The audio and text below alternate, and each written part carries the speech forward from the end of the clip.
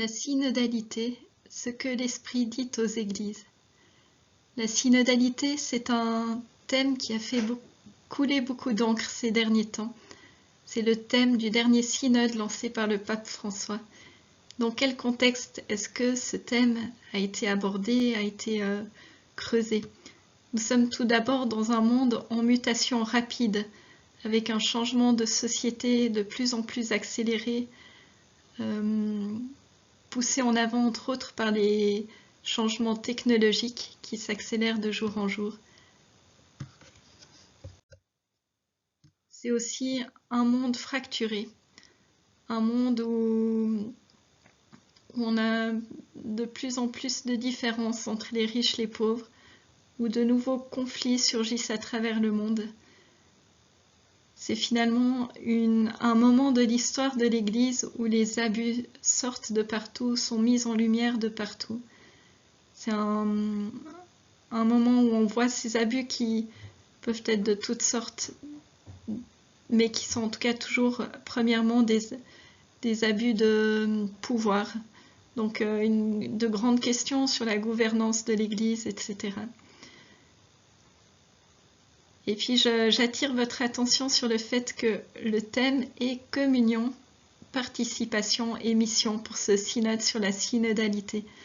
On a eu tellement de questions débattues sur est-ce que les femmes pourront être ordonnées et d'autres questions de ce style qu'on a oublié que le but du pape François était de mettre toute l'Église en mouvement pour la renouveler dans la mission. Je vais commencer par vous apporter quelques éléments de l'aspect théologique de la synodalité. Le mot synode, c'est un terme spécifique pour désigner une assemblée ecclésiastique dès les premiers siècles.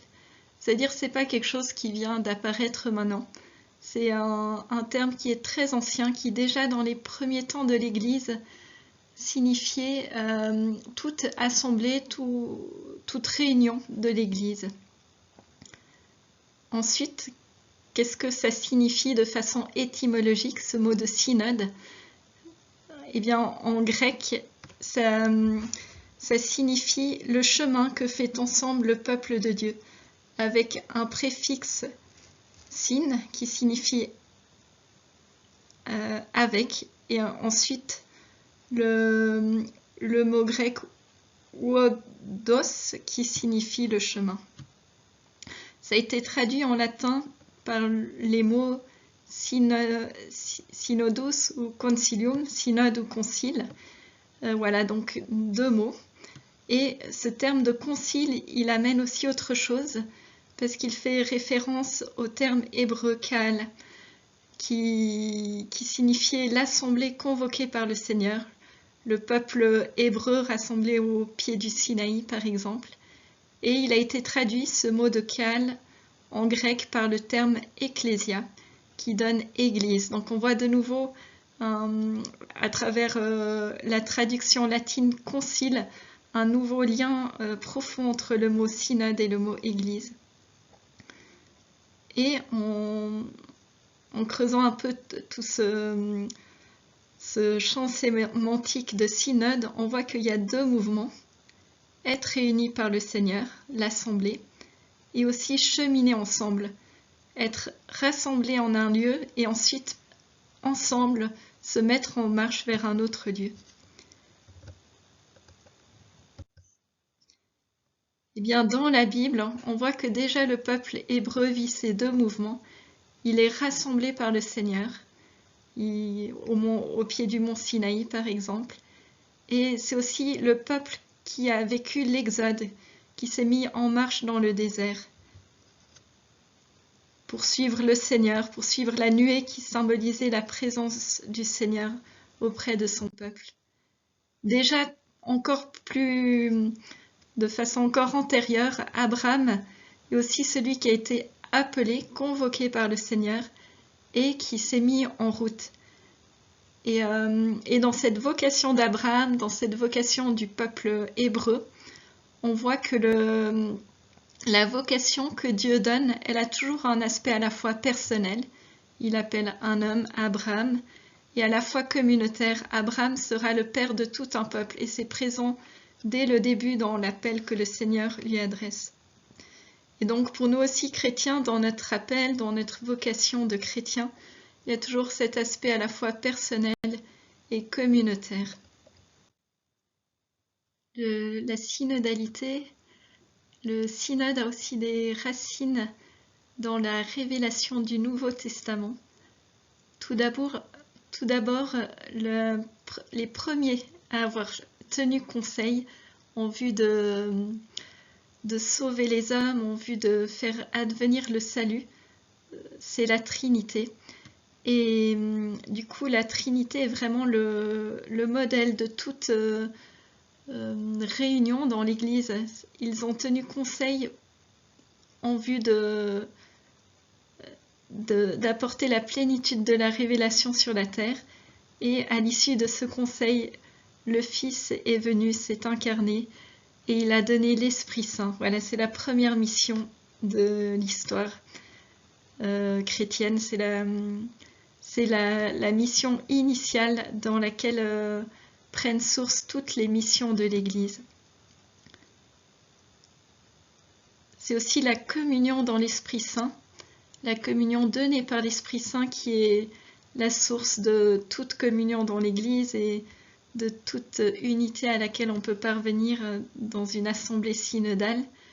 Et Saint Paul donne déjà en exemple le corps qui, dans ses différentes parties, a différents rôles, différents charismes, mais qui tout ensemble est un dans le Christ. Et finalement, on verra ensuite que l'Eucharistie est source et sommet de l'Église et aussi du coup de toute synodalité. Donc voilà la Trinité qui tient conseil en vue de venir sauver les hommes, qui dans ce dialogue éternel choisit d'envoyer le Fils. Et j'aime beaucoup l'image que vous voyez à droite, où le Père donne le Fils qui à son tour envoie l'Esprit Saint. On voit que c'est une seule mission de la Trinité tout entière, mais où chacun a un rôle spécifique. Et donc la célébration eucharistique, dit le document final du synode sur la synodalité, signifie et réalise l'unité de l'Église. C'est le premier lieu où l'Église trouve la source de son unité. C'est un lieu où la participation pleine et active de tous les fidèles, dans la présence des différents ministres et dans la présidence de l'évêque ou du prêtre, la communauté chrétienne est rendue visible. Elle en qui se réalise une co-responsabilité différenciée de tous pour la mission. C'est pourquoi l'Église, corps du Christ, apprend de l'Eucharistie articuler unité et pluralité. Donc l'Eucharistie est le lieu où l'Église apprend qui elle est dans sa diversité, dans son unité, et apprend à vivre de façon harmonieuse cette unité que Dieu lui donne dans l'Esprit Saint. Une unité créée par l'Esprit qui n'est pas uniformité et que tout don ecclésial est destiné à l'édification commune.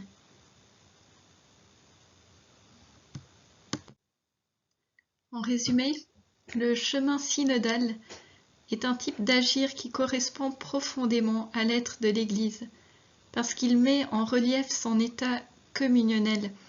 C'est le fait de ensemble cheminer, de ensemble tâcher de suivre le Seigneur et de dialoguer, de tenir conseil pour trouver quel est le chemin que le Seigneur nous invite à prendre. C'est une façon de procéder qui exprime vraiment ce que l'Église est appelée à être. Ainsi, être synodal est un synonyme de être ecclésial. Maintenant, quelques aspects historiques. Dans les premiers siècles, les conciles, les synodes, à l'époque c'était synonyme, servaient à tisser l'unité de l'Église. Et c'était des lieux où participaient aussi les laïcs, même jusqu'au Moyen-Âge. Alors c'était pas forcément monsieur tout le monde, mais il y avait facilement des représentants des autorités ou même parfois l'empereur, etc., qui participaient au synode, et donc les différents états de vie dans l'Église y étaient représentés.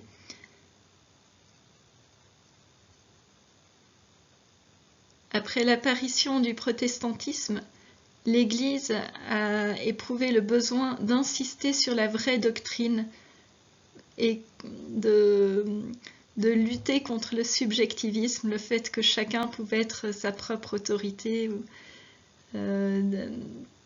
pouvait à lui seul trouver la volonté de Dieu. Et du coup, elle a beaucoup insisté sur une distinction entre Ecclesia Docens et Ecclesia Dissens, disant qu'il y avait d'un côté ceux qui enseignaient, Ecclesia Docens, qui donnaient les contenus de la foi, qui les apprenaient au peuple, donc les évêques, le pape, éventuellement les prêtres, et de l'autre côté, Ecclesia Dissens, les laïcs, ceux qui devaient simplement redire la foi qu'ils avaient reçue. Le sensus fidei, le fait que tous les fidèles ont le sens de la foi et que quand quelque chose est reconnu par l'ensemble du peuple de Dieu, c'est un signe de sa vérité, n'était alors valorisé que pour la déclaration de dogme, où effectivement, là, le pape consultait les évêques du monde entier pour savoir si dans leur diocèse, les gens croyaient telle ou telle chose avant d'édicter un dogme. Donc à la fois, ça restait important, ce sensus fidei, parce que c'était pour le magistère le plus grand de l'Église, et en même temps, on l'avait un peu oublié dans les autres aspects de la vie de l'Église. À Vatican II, et dans les temps qui ont précédé aussi, on redécouvre l'Église peuple de Dieu. Et à partir de là, une ecclésiologie de la communion va se développer. C'est une Église où tous sont appelés à la sainteté, où il y a une dignité égale de tous les membres dans cette vocation à être prêtre, prophète, roi à la suite du Christ. Et donc tous aussi sont appelés à la mission, c'est pas quelque chose de réservé aux prêtres ou aux consacrés. Dans la suite du Concile Vatican II, Paul VI remet en place le synode des évêques comme une façon de concrétiser l'appel aussi du Concile Vatican II à plus de collégialité, à sortir d'une vision peut-être très verticale de l'autorité dans l'Église et avoir plus de discernement commun, donc dans le collège des apôtres, des évêques, ensemble discerner en vue des décisions à prendre pour l'Église. Et donc Paul VI crée ce synode des évêques qui se réunit pour réfléchir, discerner sur des questions importantes de la vie de l'Église. Mais ce synode des évêques, dans la réalisation concrète, il n'a pas été si simple à mettre en place, parce qu'au fond, c'est bien de se réunir, mais comment concrètement vivre ces dialogues, ces relations? Quelle est l'articulation entre un discernement commun et l'autorité du pape? Eh bien, c'était des questions qui n'étaient encore pas si claires. Voilà quelques images des tout premiers conciles, le concile de Jérusalem, où voilà les apôtres, mais aussi d'autres chrétiens de la toute première église primitive étaient réunis et on a cherché ensemble ce que Dieu voulait. Là, il s'agissait de la question de comment intégrer les nouveaux convertis venus des nouveaux convertis païens, comment les intégrer dans l'Église, fallait-il qu'ils suivent les coutumes juives ou pas? le concile de Constance, voilà, c'est au Moyen-Âge où on voit encore des personnages qui ne sont pas des prélats y assister.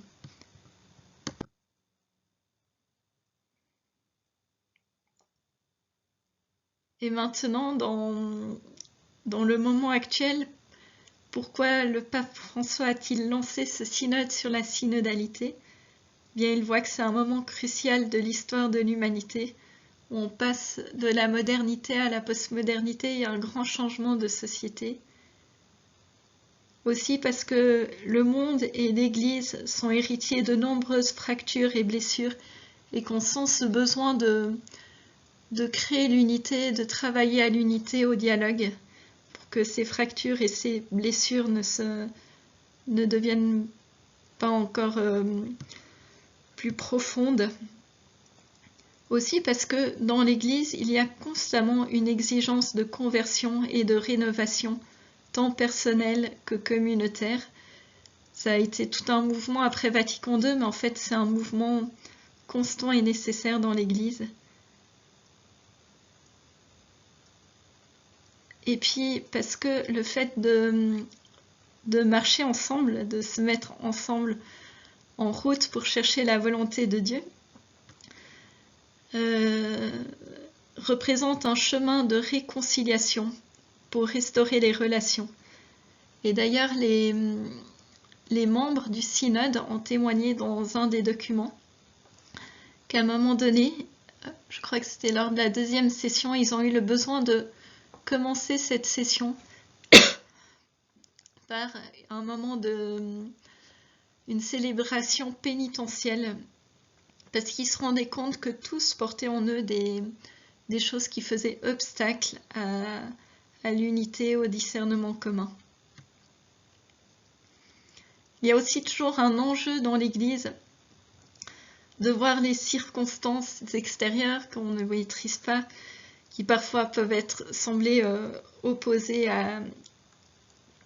au message chrétien, comme une opportunité, pas comme un obstacle infranchissable, mais comme l'occasion de réfléchir, d'approfondir, d'être créatif dans la fidélité au message de l'Évangile.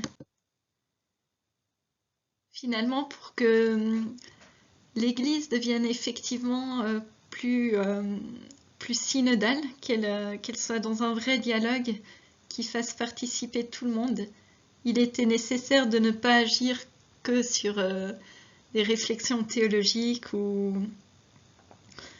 sur de grandes idées, mais de mettre en place des structures et des processus complets.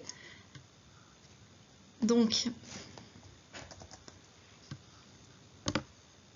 il était tout d'abord important de voir que la synodalité concerne 3 plans, pas seulement les événements synodaux particuliers, mais aussi toutes les structures et processus ecclésiaux, donc par exemple la façon de réfléchir aux enjeux de l'année pastorale dans une paroisse,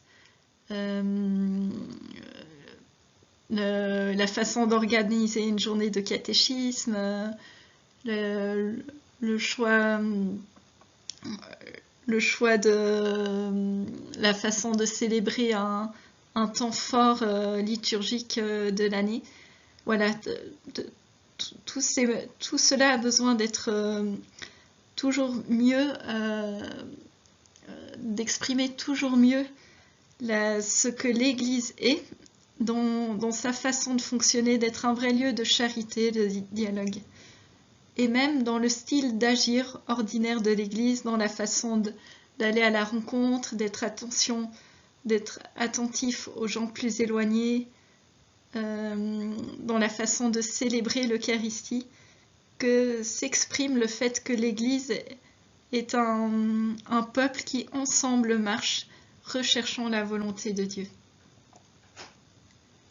Ensuite, le document de préparation au synode parlait de 5 modes à approfondir, 5 modes d'agir. Premièrement, l'écoute communautaire de la parole dans la célébration liturgique et aussi dans des temps communautaires de lectio partagée. Deuxièmement, la célébration de l'Eucharistie. Troisièmement, la fraternité de la communion. Quatrièmement, la co-responsabilité. Et cinquièmement, la participation de tous à leurs différents niveaux et dans la distinction des ministères et des rôles dans la vie et la mission de l'Église. Pour qu'une grande diversité puisse être intégrée, il faut un principe d'unité fort. Et du coup, c'est nécessaire de former aussi la foi chez tous les baptisés pour que ce qui nous rassemble, ce qui nous réunit soit plus clair dans l'esprit de tous et que sur cette base solide, on puisse intégrer une grande diversité, qu'on puisse aussi mieux distinguer entre ce qui est essentiel et ce qui au contraire peut s'adapter aux différentes circonstances.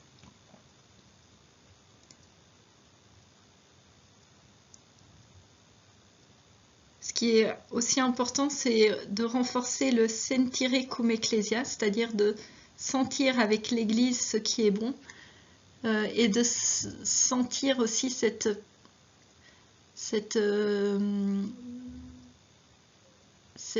invitation à participer profondément à la vie de l'Église et avec elle être attentif à tous.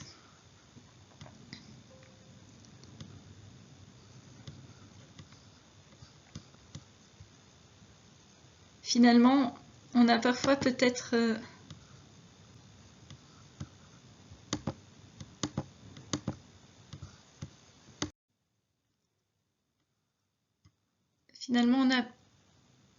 un peu confondu synodalité et démocratie. C'est vrai que le fait d'avoir une pratique démocratique nous entraîne à la synodalité au sens où ça nous entraîne au dialogue, ça nous entraîne à réfléchir, à nous sentir responsables du bien commun. Mais c'est pas exactement la même chose. Tout d'abord, dans la démocratie, il peut parfois y avoir une opposition de principe entre la gauche et la droite, par exemple, entre des partis différents, qui au fond ont plus ou moins les mêmes idées, ou peuvent parfois avoir des idées qui se rejoignent. Dans l'Église, au contraire, on essaye d'intégrer la diversité tout en ayant une unité de fond.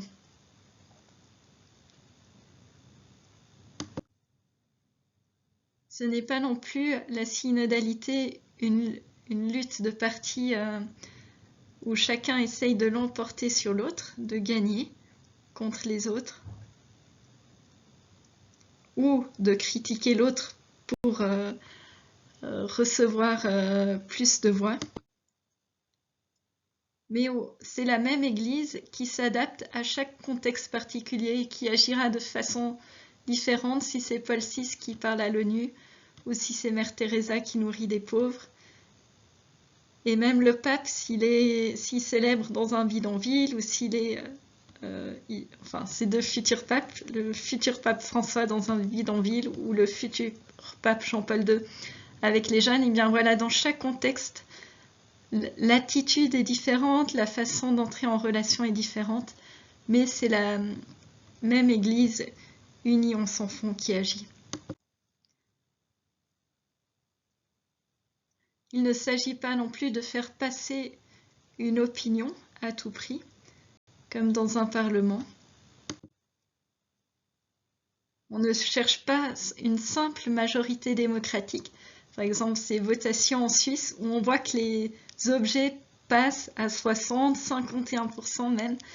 Eh bien, en synodalité, ce n'est pas possible parce qu'on va chercher ensemble un consensus qui rassemble les visions des uns des autres le plus possible et les objets vont être votés à au moins 2/3 des voix pour pouvoir passer, et on cherche le plus possible le consensus dans l'Église. Parce que quand ensemble le peuple de Dieu sent quelque chose, discerne quelque chose, c'est un signe de la présence de l'Esprit Saint. En même temps, c'est pas juste... on distingue entre la decision making, l'élaboration de la décision, et decision taking, celui qui prend la décision. Ça peut être le pape François, par exemple. Mais la decision making, l'élaboration de la décision en consultant largement le peuple de Dieu, c'est pas juste un sondage d'opinion pour savoir qu'est-ce que le peuple de Dieu attendrait et comment avoir le plus de gens contents. C'est une façon de se mettre à l'écoute pour savoir qu'est-ce que l'Esprit Saint dit dans le cœur de chacun. Et là, on voit la salle où s'est tenue la session du synode avec des tables rondes pour que la voix de chacun ait le même poids. Et là, chacun parle, chacun dit ce qu'il a sur le cœur, ce qu'il sent que l'Esprit Saint l'invite à dire. C'est pas faire tant passer son opinion que de tâcher d'écouter ce que l'Esprit Saint l'invite à dire pour l'Église. Et ensuite, c'est le pape François qui a signé le document final. Il a été dans ce synode élaboré par tous. Et le pape François, il a été le garant de ce processus en voyant que quelque chose a été suffisamment mûr, suffisamment le reflet de ce que l'Esprit Saint voulait dire à son Église.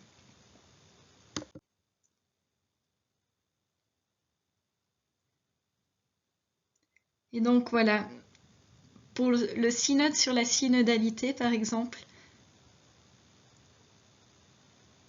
dans tous les articles, un seul article avait plus de 13% de votes défavorables. Donc tous les autres avaient 90% minimum de votes favorables. Donc c'est un large consensus. Et cet article avec plus de 13% de votes défavorables, c'est une question qui restait encore très ouverte et qui n'a du coup pas été tranchée parce qu'on sentait que le consensus n'était pas encore là et que du coup ce n'était pas mûr. C'était la question de peut-il y avoir des diaconesses? Eh bien, le consensus n'a pas eu lieu encore sur cette question, donc pour l'instant, pas de changement. Il y a une autre commission qui réfléchit. Par ailleurs, le modèle qui convient à l'autorité, à l'exercice de l'autorité dans l'Église, qui pourrait exprimer un peu le service que la hiérarchie ecclésiale est appelée à vivre, c'est celui d'une pyramide inversée. Inversée parce que les évêques, le pape sont au service du sacerdoce de tout le peuple des baptisés, de tous les baptisés. Inversés aussi parce qu'ils ne sont pas là pour commander d'après leur propre désir ou vue ce que devrait faire le peuple de Dieu, mais pour écouter comment l'Esprit Saint parle à travers le peuple de Dieu. Il y a donc le peuple qui, ensemble, est appelé à chercher la volonté de Dieu, à donner des retours de ce qu'il vit dans le quotidien, à l'exprimer avec parésia, ce mot qui veut dire parole audacieuse. Et ensuite, l'évêque qui les écoute, un groupe d'évêques, par exemple la conférence nationale épiscopale, qui ensemble discerne ce qui a été dit, et le pape qui lui-même discerne qu'est-ce que l'Esprit Saint est en train de dire à l'Église à travers tout cela. C'est une articulation qui crée des relations réciproques et qui permet justement aussi de revenir à cette image de la Trinité avec trois acteurs, tous, donc tout le peuple de Dieu appelé à écouter l'Esprit Saint, à se mettre en dialogue les uns avec les autres, et ainsi qu'avec les évêques et le pape. Quelques-uns, par exemple le synode des évêques, qui reprend ce qui a été dit, qui le travaille, qui le laisse mûrir, qui en tire tout le jus. Puis le pape, qui discerne, qui veille à ce que ce processus ait été réellement synodal et réellement été une recherche de la volonté de Dieu, une réelle écoute de l'Esprit Saint. Ainsi, dans l'Église, la décision devrait toujours se vivre en communion et sous le regard d'une altérité. Jamais le pape sans le peuple de Dieu, ni un évêque sans les autres évêques, ni un évêque sans le pape, ni le peuple de Dieu sans une autorité aussi qui peut discerner, qui peut trancher. L'autorité dans l'Église est personnelle, il s'agit toujours d'une personne qui agit en conscience, en responsabilité, mais ceci ne signifie pas qu'elle est individuelle. Il a parfois été nécessaire dans l'histoire de l'Église que le pape tranche. C'est ainsi que l'arianisme a pu être dénoncé comme une hérésie, alors que beaucoup d'évêques s'étaient laissés tenter par cette hérésie, peut-être aussi parce que l'empereur de l'époque était arien. Et le pape a pu sortir le peuple de Dieu du flou en tranchant la question. Mais cependant, le pape reste toujours en communion, à l'écoute du peuple de Dieu, à l'écoute de la foi des baptisés, des gens simples. Et c'est ainsi dans cette foi du peuple de Dieu qu'il discerne les approfondissements que l'Esprit Saint donne à l'Église. On peut voir maintenant un petit peu de plus près les processus proposés pour concrètement mettre en application ce style synodal. Tout d'abord, comme je l'ai déjà dit plusieurs fois, mais il s'agit de se mettre à l'écoute de l'Esprit Saint, à l'écoute de le bien que Dieu voit pour nous. Et du coup, on ne peut commencer sans prier l'Esprit Saint. L'Esprit Saint qui va nous donner cette écoute, cette disposition intérieure pour recevoir ce que Dieu va nous donner, qui fait aussi l'unité dans la diversité. Et donc, prier l'Esprit Saint au début d'une réunion synodale, c'est aussi confesser, proclamer qu'on croit profondément que notre unité vient de Dieu, qu'il nous parle, qu'il nous montre le chemin. Et c'est aussi se disposer intérieurement à recevoir quelque chose qui peut-être va nous surprendre, nous dépasser. La deuxième attitude nécessaire, c'est d'écouter pour apprendre. Et dans les documents synodaux, il est bien souligné que tous ont quelque chose à apprendre. Le pape, les évêques, le peuple de Dieu, tous sont appelés à écouter pour apprendre quelque chose de l'autre. Et parfois c'est le plus petit, celui qui semble le plus insignifiant aux yeux du monde, qui a le plus à apprendre. On le voit souvent dans l'Évangile. Jésus donne en exemple un personnage qui semble tout à fait mineur aux yeux de la société de cette époque. Il est aussi bien sûr nécessaire de former, de permettre de laisser maturer le sensus fidei, ce sens de la foi chez les chrétiens, qu'ils apprennent à sentir ce qui exprime la foi de l'Église, ce qui la développe, ce qui l'approfondit, qu'ils sachent être sensibles aussi aux motions de l'Esprit Saint. Chez chacun de nous, entrer vraiment dans un processus synodal demande une purification, de lâcher des préjugés, de lâcher parfois nos propres intérêts pour découvrir dans l'autre ou dans ce qui est proposé quelque chose d'autre que ce qui viendrait de nous mais qui peut être de Dieu. Une des méthodes qui a été retenue pour le synode sur la synodalité, et qui est très, très propice à ce genre d'exercice, même si elle n'est pas la seule. C'est la conversation dans l'esprit. Il s'agit de, ensemble, prier l'Esprit Saint, on peut aussi méditer sur un texte, et ensuite s'exprimer chacun son tour, sans être pour ou contre ce que l'autre a dit avant, ce qu'il semble que l'Esprit Saint nous dit. Et ainsi, on fait un premier tour où chacun peut dire, ben voilà ce que l'Esprit Saint désire dans ce moment. Il est aussi très bien d'avoir une question précise, comment par exemple l'Esprit Saint nous invite à développer notre pastorale pour aller à la rencontre de ceux qui sont plus loin de l'Église. Et ensuite, on peut faire un deuxième tour où on rebondit, etc. Mais ça permet que chacun parle parce que chacun a quelque chose de différent à apporter. L'image de l'unité dans l'Église, c'est pas une homogénéité. Il ne s'agit pas que tout le monde fasse la même chose de la même façon dans tous les lieux du monde, mais c'est plutôt l'image de l'orchestre où chaque instrument a une note différente à jouer et pourtant il y a quand même une partition qui peut être la volonté de Dieu, une partition pour que ce ne soit pas non plus une cacophonie. Il s'agit de trouver l'harmonie dans ces différences. Autre principe essentiel, de toujours considérer l'unité comme supérieure au conflit. Le pape François le répète souvent.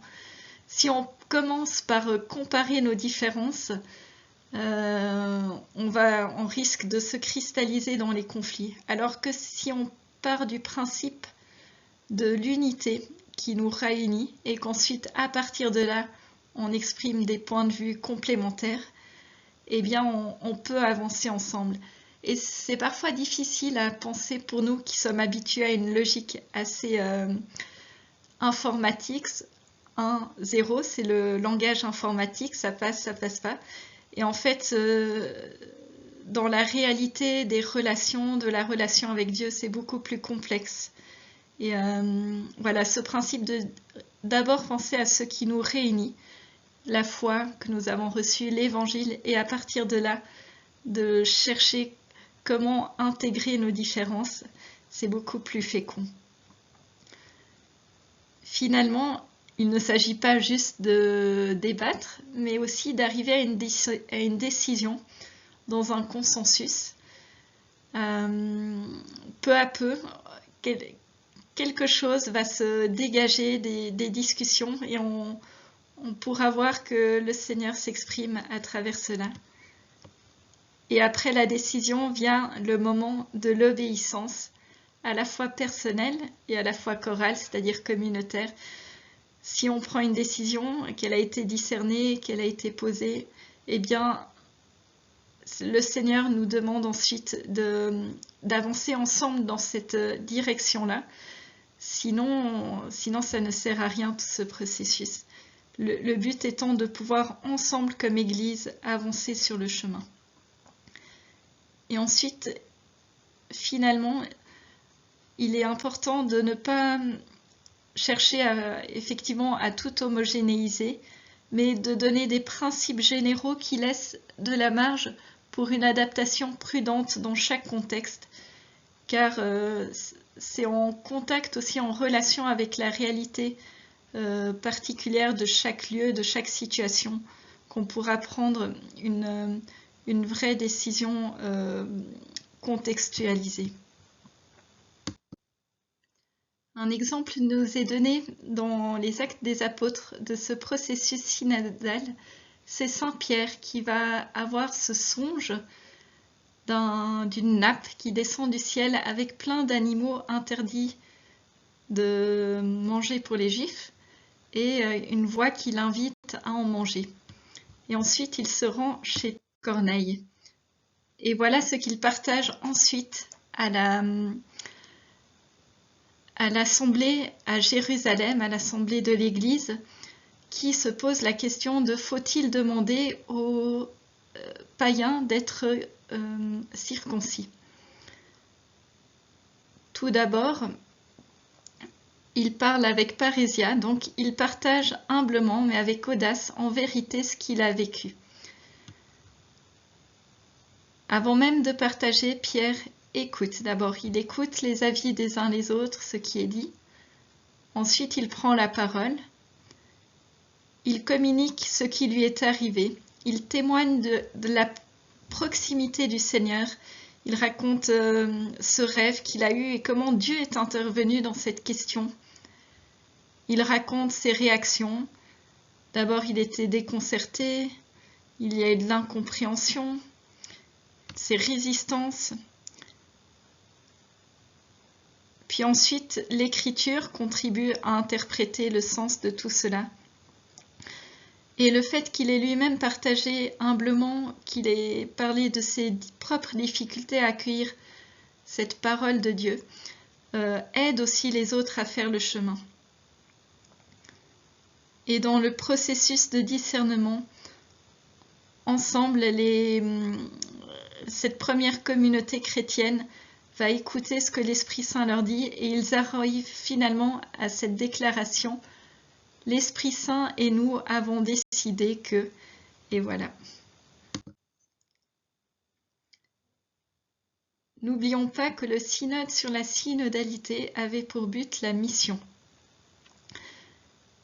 Le document préparatoire présente la scène de la mission, comment elle se déroule et qui sont les acteurs.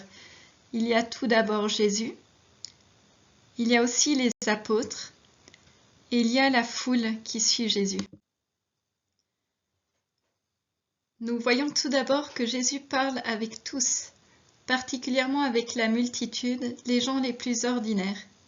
Ils ne sont pas une élite, ils n'ont pas non plus mérité ou reçu une préparation particulière pour recevoir l'Évangile. Simplement, ils sont disponibles et peut-être aussi nécessiteux de recevoir de l'aide, comme les deux aveugles qui crient sur cette image. Un autre aspect de cette scène, c'est le choix des apôtres.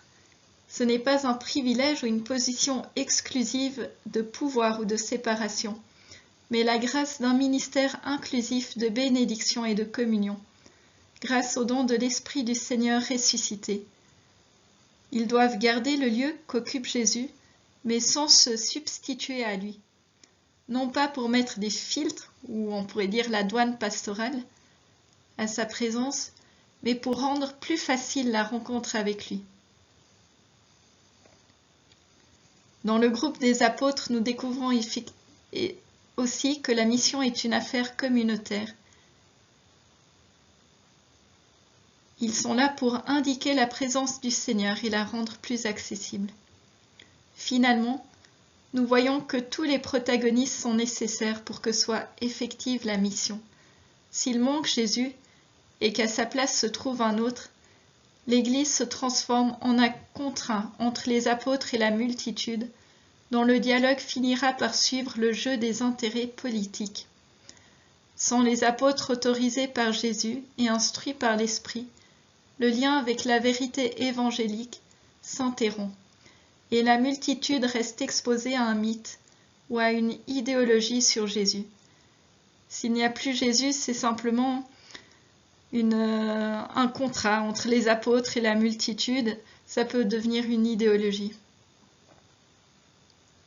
Sans la multitude, la relation des apôtres avec Jésus, s'il manque la multitude, se corrompt en une forme sectaire et autoréférentielle de la religion, et l'évangélisation perd alors sa lumière qui provient de Dieu seul, lequel se révèle directement à chacun, en lui offrant le salut.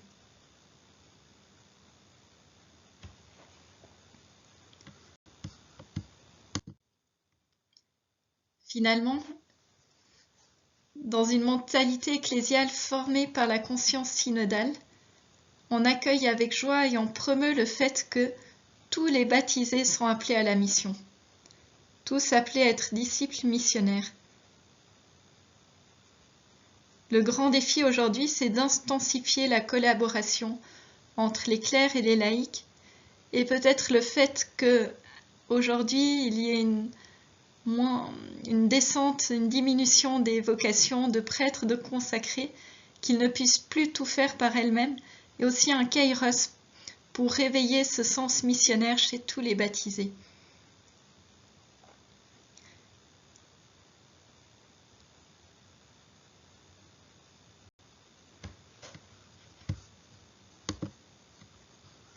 Mais bon, ce n'est pas toujours si simple.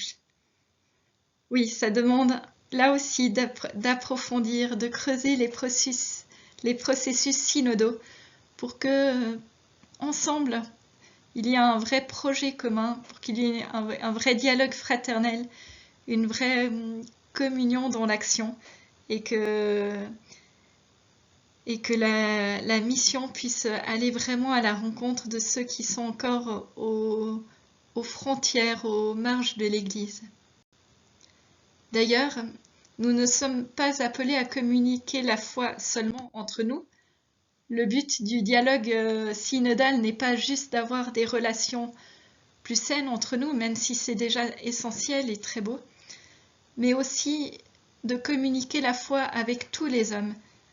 La dynamique universelle de l'Église, c'est d'accueillir tous les membres dans leur diversité, mais aussi d'aller vers tous ceux qui sont encore au dehors. Il faut dans cette mission que la foi émerge toujours comme une valorisation de la personne, non seulement arriver pour lui annoncer ce que nous savons, même plutôt découvrir le chemin que l'Esprit Saint a déjà parcouru dans son cœur. Et là aussi, il y a une écoute du style synodal ou qui peut être entraînée par la synodalité dans nos réunions, qui peut nous rendre plus attentifs à ceux qui sont en dehors, plus humbles aussi dans l'annonce, plus dans le témoignage, dans le partage. En conclusion, vivre un processus synodal, c'est faire l'expérience de la présence proche du ressuscité. Oui, il est là, il nous parle dans le quotidien de nos vies. Le chemin de l'Église, de plus, est un chemin de communion. Tant que grandit la communion avec Dieu et avec les frères, l'Église se trouve sur le bon chemin.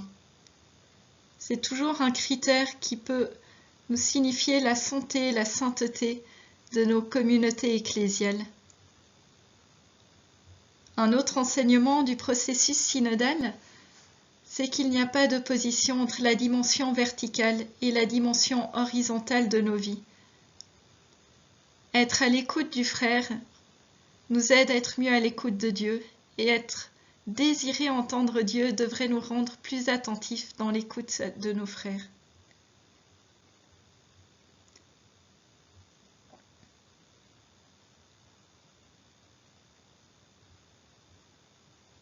Nous devons aussi façonner notre style missionnaire avec ce style de proximité, de dialogue, d'attention à chaque personne concrète qui était d'ailleurs le style de Jésus. Jusqu'à ce que la synodalité soit un style qui informe toute la vie de l'Église, dans toutes ses dimensions, dans toutes ses rencontres, ses actions. Cette synodalité, elle vient aussi guérir quelque chose dans les relations et les approfondir et les rendre plus profondes pour que nous puissions vraiment devenir des êtres qui se donnent aussi dans ces relations ecclésiales. Et c'est aussi un chemin de résilience face à tout ce qui a pu être blessé, qui a pu créer de la méfiance, qui a pu créer de l'inquiétude, du découragement dans ce qui a été vécu d'abusif dans l'Église. La synodalité va finalement de pair aussi avec miséricorde. De même que les apôtres qui ont trahi le Christ sont recréés comme communauté des apôtres témoins du Christ à la résurrection, nous aussi nous sommes appelés à retrouver toujours dans le Christ ressuscité la source de notre force pour continuer de marcher. Dans le document final, il y a cette phrase: « En mangeant avec les siens, alors qu'ils l'avaient abandonné et renié, le ressuscité ouvre à nouveau l'espace de la communion. C'est pourquoi les témoins de la Pâque se qualifieront ainsi, nous qui avons mangé et bu avec lui après sa résurrection d'entre les morts.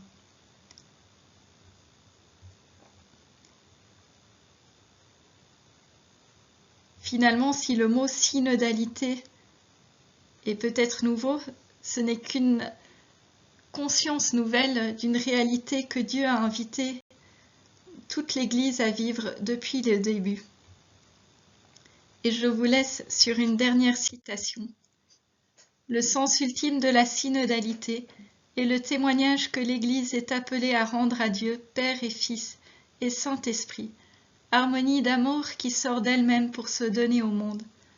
En cheminant avec un style synodal dans l'entrelacement de nos vocations, de nos charismes et de nos ministères, en allant à la rencontre de tous pour porter la joie de l'Évangile, nous pouvons vivre la communion qui sauve, avec Dieu, avec l'humanité entière et avec toute la création. Ainsi, grâce au partage, nous commencerons déjà à expérimenter le banquet de vie que Dieu offre à tous les peuples.